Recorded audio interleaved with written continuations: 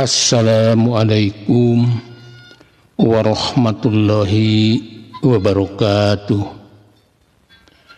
Para wargi, dulur-dulur simkuring anu toleh satya mikar estur mikasono kana carios-carios Sunda pidangan simkuring nuju di mana ayana boh anu caketna boh anu tebihna pon kitu deui anu nuju ngalanglang buana di mancanagara wirujeng patepang deui sareng simkuring dina raraga ngadangukeun deui hanca carios anu katunda dinten kamari.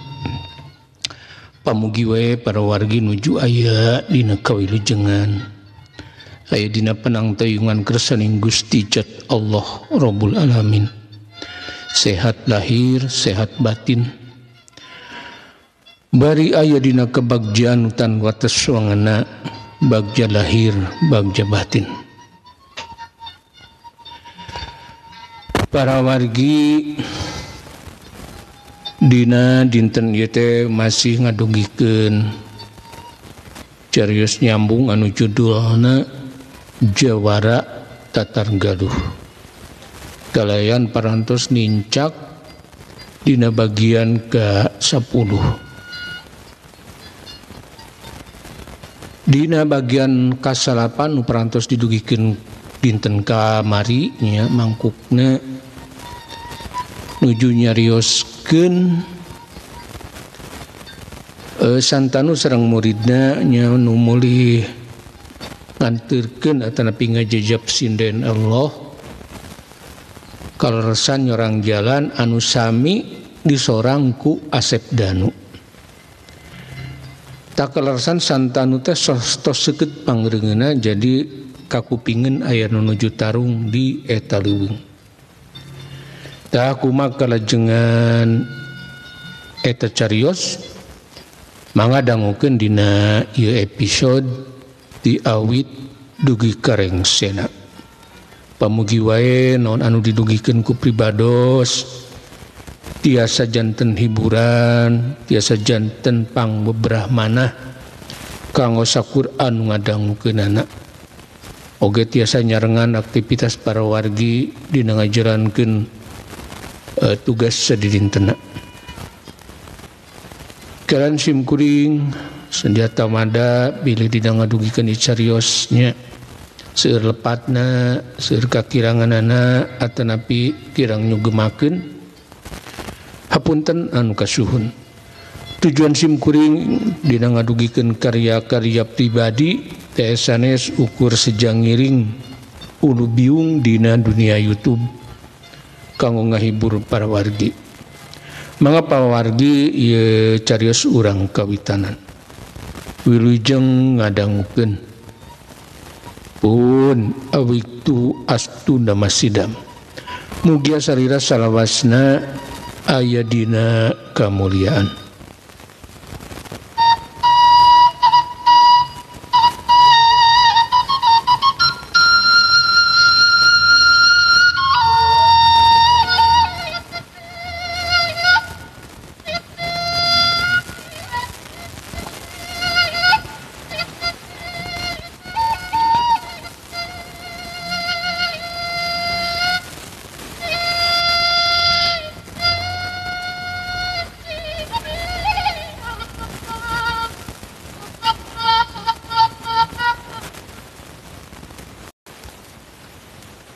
Jawara Tatar Galuh bagian ke-10 karyana Andang S. Argayuda.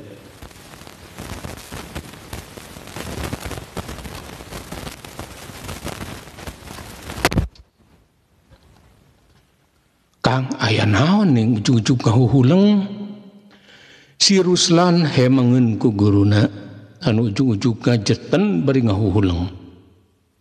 Buah-buah ingetin ka Nyi Eloh pedah tas diobrolkeun sapanjang kelempang. Kitu cek pamikirna si Ruslan.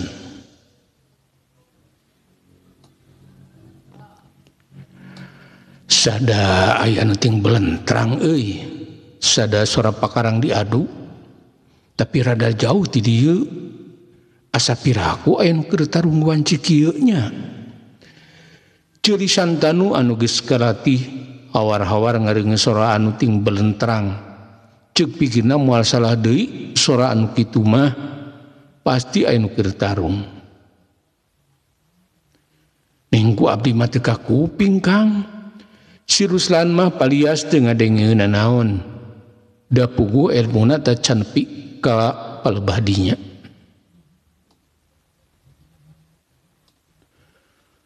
tuturkeun wae akang lon bisi aya anu keur meunang balai Santanu langsung jumorelat mapai jalan satapak anu emang eta jalan teh bakal diliwatan ku manehna ngan kulantaran aya sora-sora anu nyurigakeun Santanu langsung ngabelesat dina ilmu kidang kancana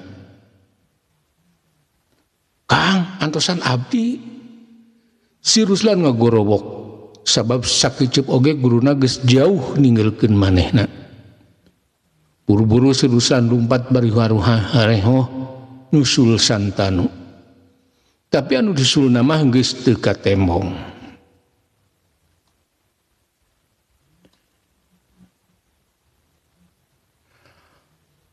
barang geus jauh lumpatna serog anjog ke palebah Santanu angker ngajanteng tukang tangkal siga aya nu keur disidikeun Kang aya naon si Ruslan langsung tumanya ke guruna pedah ketempeun Santanu ngadon nyalingker dina tukang tangkal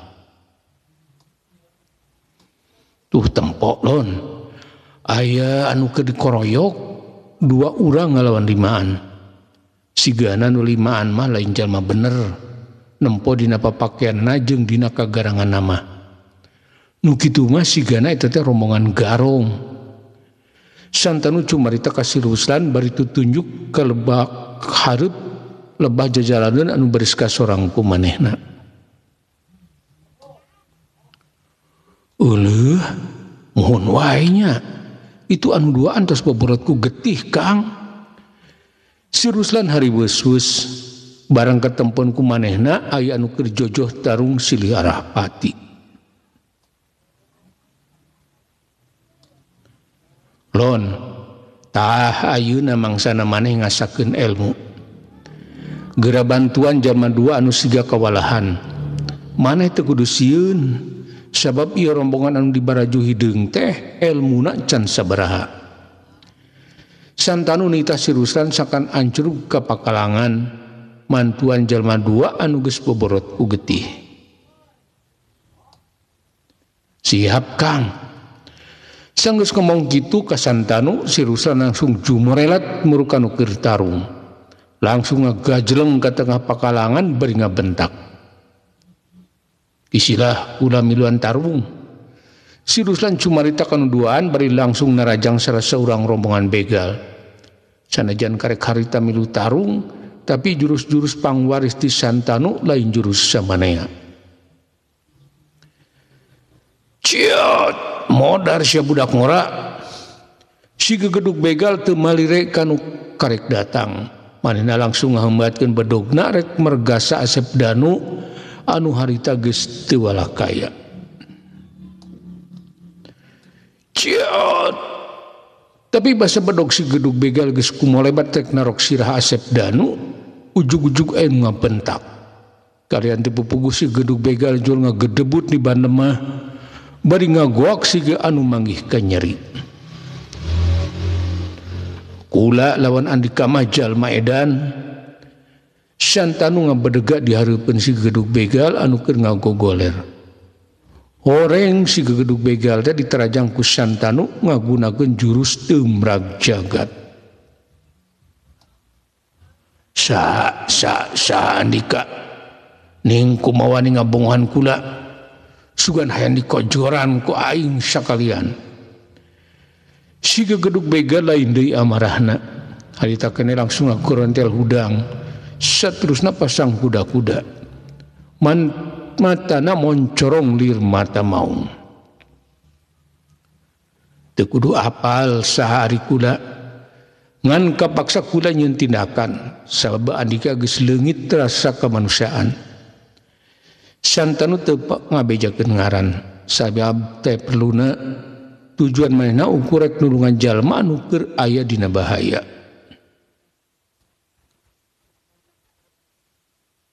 Kula satadina ukur menta harta ieu budak ngora, tapi kalah menta dipaehan.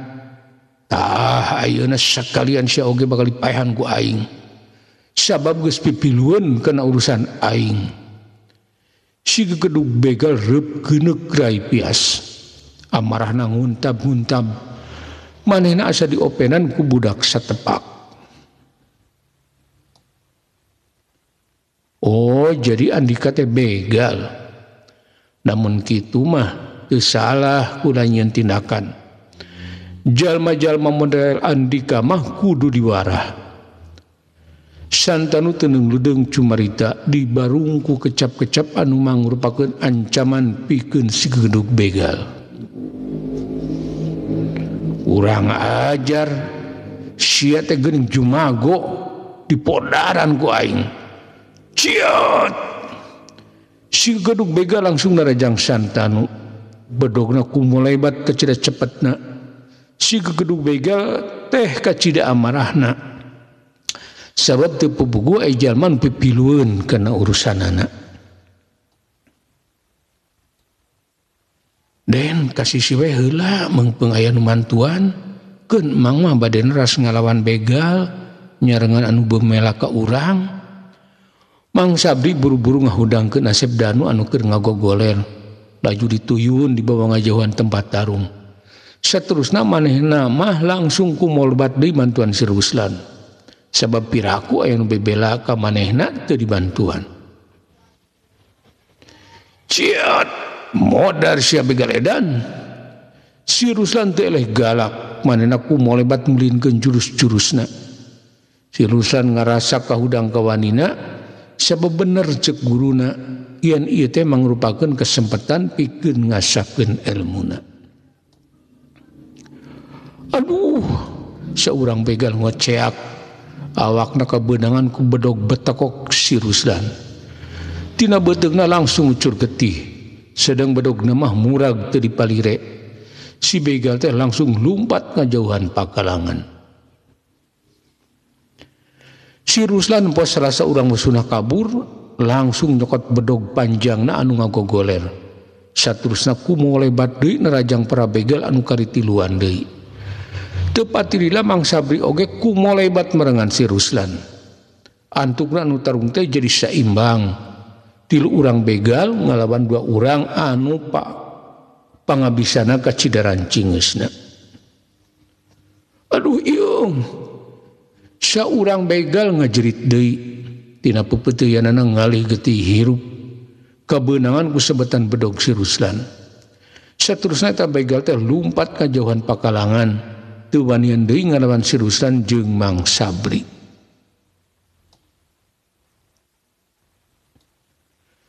Si gegedug begal lain deui kagetna barang katempeun anak buahna nungtut kabur akibat eleh jajaten. Kukituna teu asa-asa deui awakna langsung jumererat ngurus Santanu. Bedogna ngahiuk rek nigas beung Santanu. Sabab manehna hayang buru-buru ngarubuhkeun musuhna pikeun mantuan anak buahna.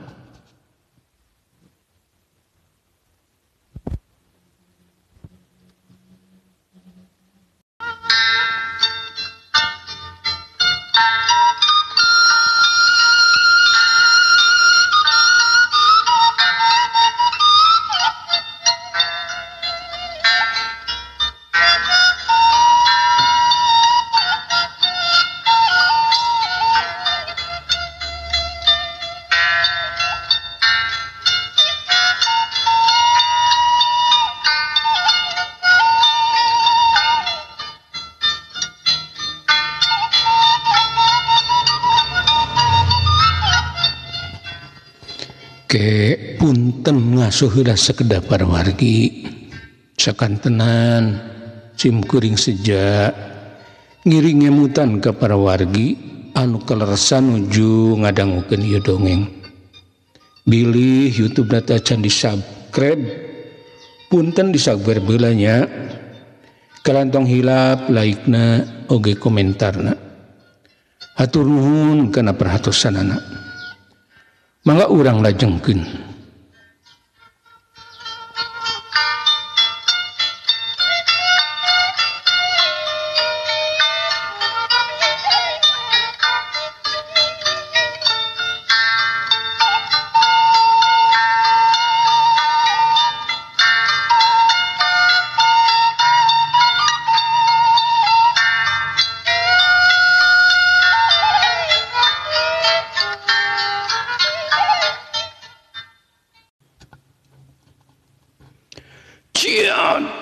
Modar siah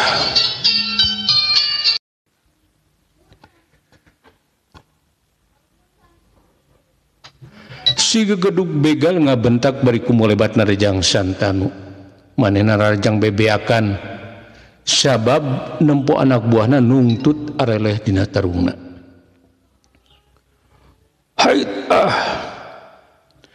Santanu menang panarajang si geduk begal ukur ngarenyu sabab gerakanana geus kabade ieu si geduk begal teh elmuna can sabaraha jadi teu aya kasulitan pikeun Santanu. Ciot si gegeduk begal sanggeus panarajangna gagal dajuna radang deui bari ngabentak pedogna kumolebat rek nubles beuteung Santanu. Manehna can nyadar yen anu keding sanghareupan ku manehna teh mangrupakeun jawara tanpa tanding.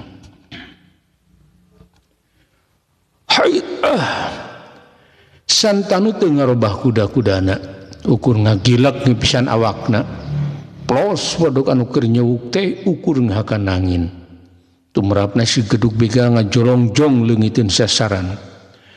Keur kitu sakilat sukugus ke geduk begal direngkas ku Santanu. Karean teu salah deui anu keur titelonjong teh langsung ngagedebut. Aduh, si geduk begal ngagoak bekat kuriwas. Awakna langsung ngagedebut di bandemah. Beungeutna nyungsruk kana tengah garing. Atuh saharita keneh beungeutna langsung beleburan ku getih. Dasar begal belegung karek boga kabisa sakitu geus saeng jadi begal hudang si harinya mah ngaku begal.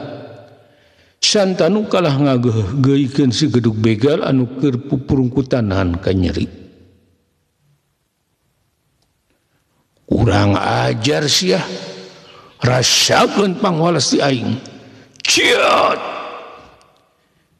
si geduk begal aja nya ka cida nyerina tapi ngareungeun kekecapan Santanu amarahna ka hudang lat pohok ka temah wadi lali ka Purwadaksi nafsuna ngagugudug laju jumorelat na Rajang Santanu.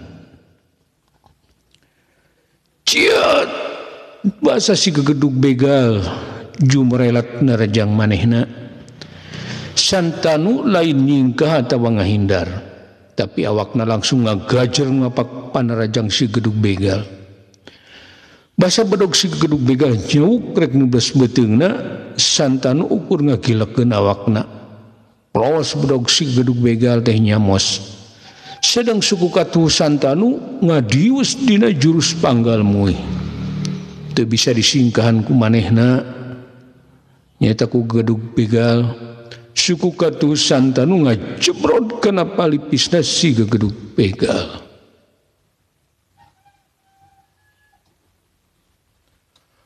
Aduh, tobat.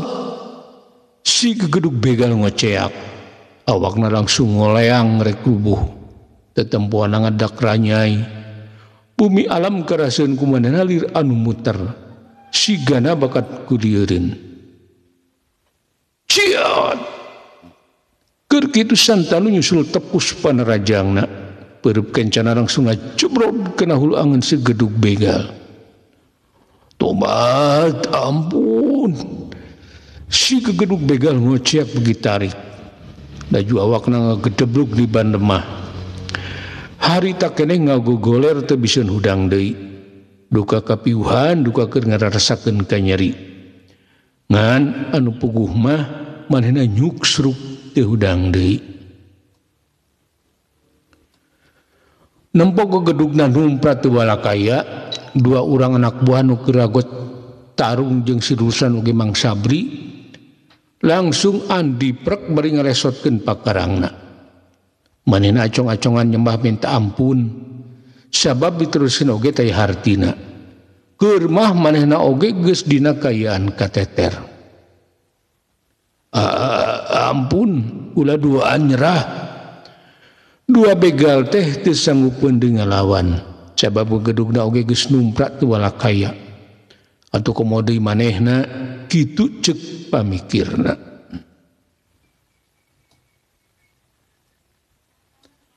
Kang, kumahakeun ieu dua begal teh? Si Ruslan tu manya ka Santanu sabab ari ceuk pikir manehna mah mending dipaehan we tuman geus boga laku jahat. Geus welon tong dikaniaya mending sina ngagotong ke gedugna sina ingkah ti dieu. Santanu ngahampura ka eta dua begal saterusan dititah ngagotong ke gedugna sangkan jauh ti dinya.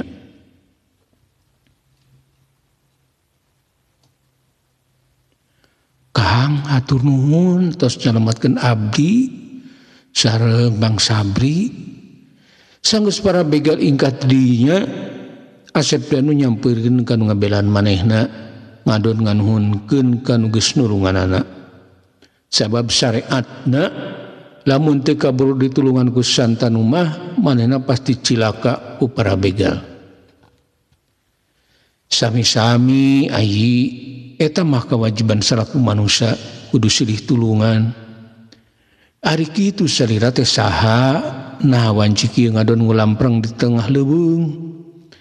Santanu heraneun ku anu ditulunganana sabab bawanianan make ngulampreng lain wayah di tengah leuweung geledegan.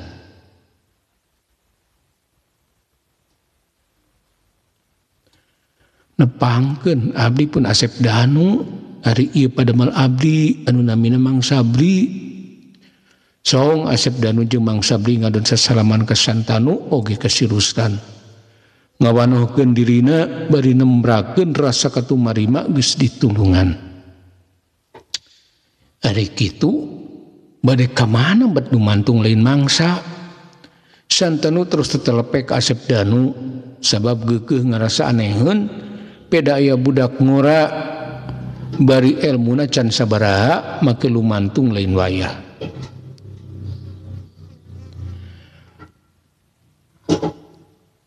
Abdi lumantung ti Tugan Gunung Sawal anu dimaksad mah bade milari saurang jawara anu jenenganana teh Santanu. Margi teu acan uninga lemburna janten abdi kaburitan di ieu leuweung. Asep Danu langsung nyaritakeun pamaksudannana nu mantak manehna aya di leuweung geledegan lain mangsa pedah keur neangan Santanu. Milari Santanu ari kitu aing tos kenal ka Santanu. Santanu teu ngabejakeun ngaran kadah tumanya deui ka Asep Danu ngahaja manehna can ngabejakeun ngaran sabab hayangeun heula apal kana maksud anu sebenarna ti ieu jalma anyar pinanggih teh. Nu mawi Kang sim kuring teh teu acan kenal sareng jalmina mah ukur uning ajenenganana wae. Rumaos sim kuring mah kurung batok. Asep Danu cumarita sejujurna ka Santanu manehna teu nyadar yen anu keur diajak cumarita ku manehna teh jalma anu keur diteteangan ku manehna. Ke ai ngobrolna mending di saung kebon wayu. Kalersan teu tebi ti dieu aya saung kebon supados nyalse ngobrolna. Santanu ngarasa teu enak ngobrol beri nangtung di tengah-tengah leuweung. Laju sanggeus umajak ka Asep Danu manehna ngingkig ngurus saung kebon anu teu jauh ti dinya. Sumangga Kang abdi ngiringan Asep damun cumarita beri terus ngalenggah nuturkeun Santanu. Pon kitu deui Mang Sabri oge si Ruslan. Ngan sapanjang keur leumpang si Ruslan aneheun ku guruna. Nah teu ngabejekeun ngaran ka eta Barak Ngora siga aya nu dikilungan tara biasana. Tah ayeuna mah urang teh nyalse. Cik dongengkeun anu sareresna. Naon pangna neneangan Santanu? Sanggeus saya di jero saung kebon, Santanu ngajak di ngawangkong ke Asep Danu. Sabab manehna hayeungan apal heula kana maksud ieu jalma anyar pindanggih teh. Jadi moal waka ngabijakeun saha-sahana ari manehna ka ieu jalma.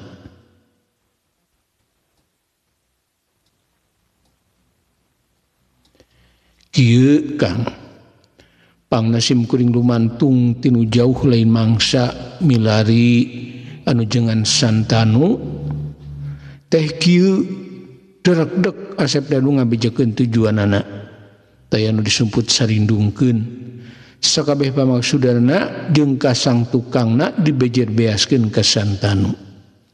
Sabab Asep Danu ngarasa yakin ieu jalma nu nulunganana teh jalma anu bisa dipercaya. Jadi aite jauh dijuk-juk anggang diteang maksad damah sejaneangan sisa mernyawa. Kalayan badeukeun bantuan ke Santanu kitunya. Santanu meninga jenghok barang ngareungeun paniatan Asep Danu. Sabab anu ngaran sisa mernyawa lain lawanan pantar Asep Danu. Jadi ieu budak Ngora teh kaasup jalma nekad.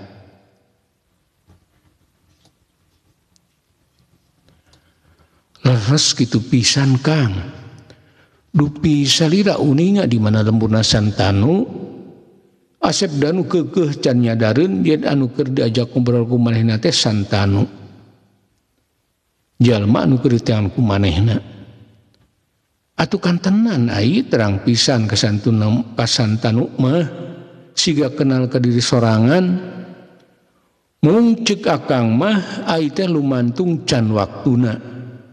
Santanu keukeuh can ngabejakeun sahari manehna siga anu keur nalung teu keulak ka ieu budak Ngora anu bongaran Asep Danu. Ari umurna mah pakokolot supa jeung Santanu teh moal beda jauh. Aya di sahanapeun Santanu.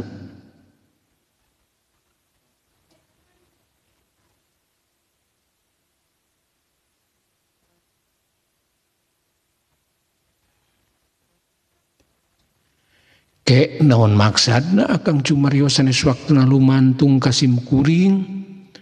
Asep Danu ngarasa hemang ku kecapan Santanu make cumareta kitu ka manehna. Kahiji nu boga ngaran si Samernyawa teu puguh di mana dunukna. Kadua elmuna mumpuni. Kekuatan supranaturna aya dina tingkat luhur. Numatak disebat si Samernyawa oge elmuna kacida saktina. Jadi sanajan ai dibantuan ku Santanu oge tapi tetap bakal ngabahayakeun ke ai. Santanu langsung nyaritakeun ka si Samernyawa sabab ieu anu ngaran Asep Danu teh lalawora teu ngukur ka kujur sarua we rek sosoroh kojor. Sabab kampampuna masih jauh keneh pikeun ngalawan si Samernyawa mah. Kabuktian ku begal kelas teri wae oge kapan ampir-ampiran bobor karahayuan.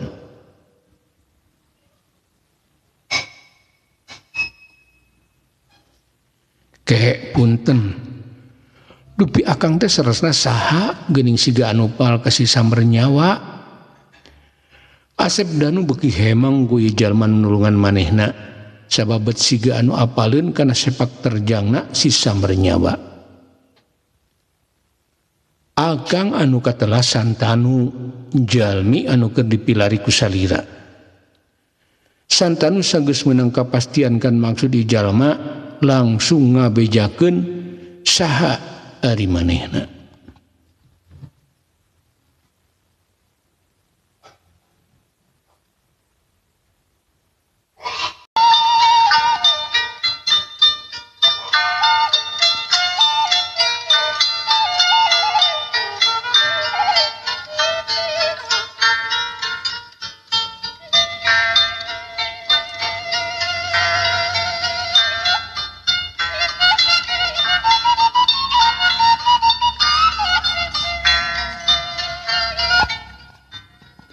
Pun para wargi rupina terus nyambung anu judulna Jawara Tatar Galuh bagian ke-10 dicekapkeun mung dugi ka dieu. Enjing atanapi pageto manawi urang di parang umur anu panjang tiasa ditepangkeun deui dina kalajengan ieu carios. Bobor sapanon carang sapakan mugia para wargi agung cukup lumur jembar pangampura. Kersang hapunten kana sanes kanten kanurubutan kalerpatan sim kuring dina anggone ngadugeukeun ieu carios. Bilih kirang jugumakeun atanapi seueur lepatna hapunten anu kasuhun. Wilujeng kantun para wargi. Wassalamualaikum warahmatullahi wabarakatuh.